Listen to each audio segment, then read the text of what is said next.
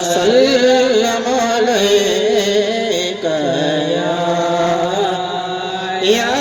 हबीबल्लाह।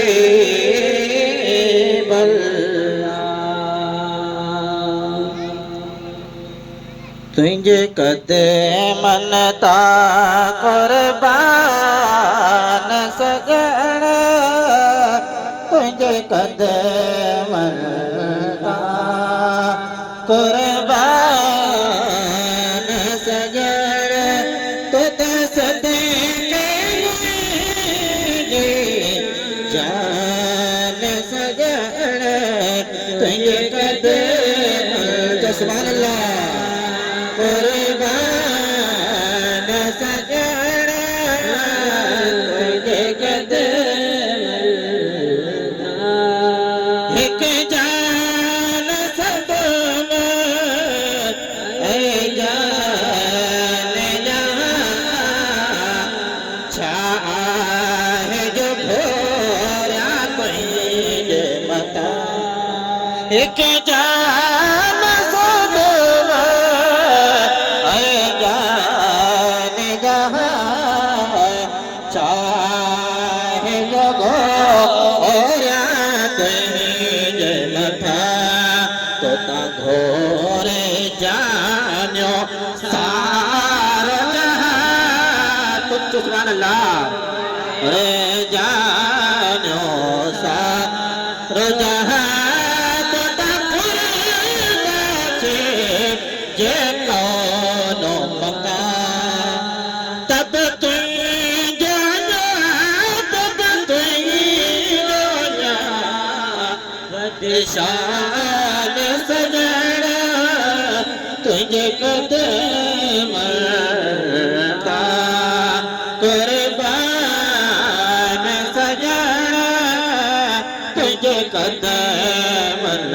ता तुझे खाक कदम सबरो ज़मीन किया नो फलक तुझे शेर नहीं, तो सुभान अल्लाह तुझे कदम सबरो ज़मीन किया नो फलक तुझे शेर नहीं, तो के पेरे पवदल अर्श मरी, तुझे पेरे दल अर्श मरी, तुझे राह जो चाह कर रूह अमीन, तुझे साथी तुझे साथी खुद सुभान सजण, सुभान अल्लाह मनता कुर्बान सजण, तुझे कदम तोखे आलम जो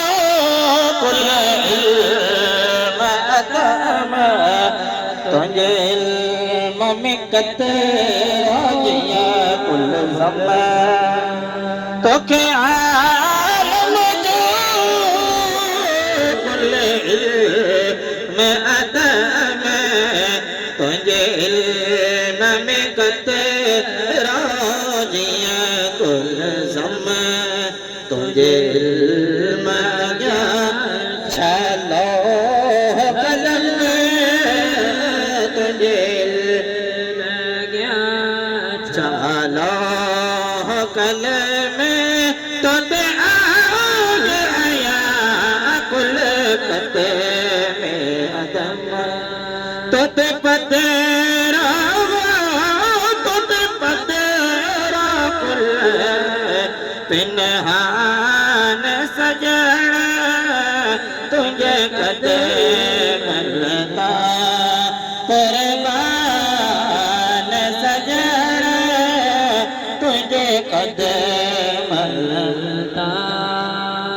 तोखे आके जाइन आमन ली सतमोला पई जे मा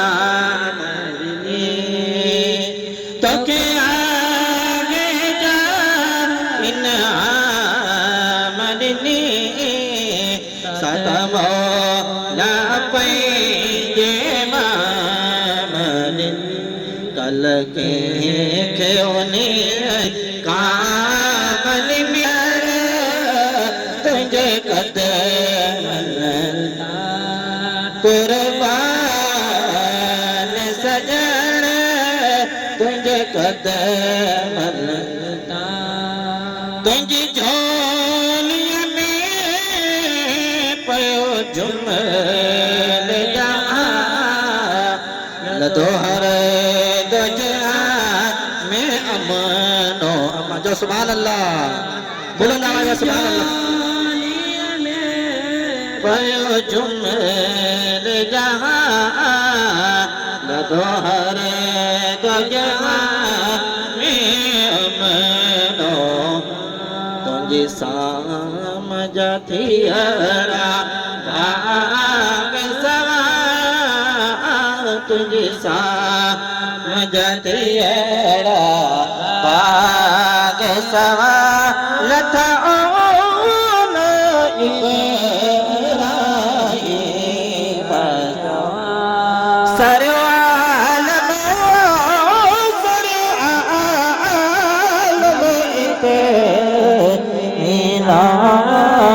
सजण तुझे कदमन ता कुर्बान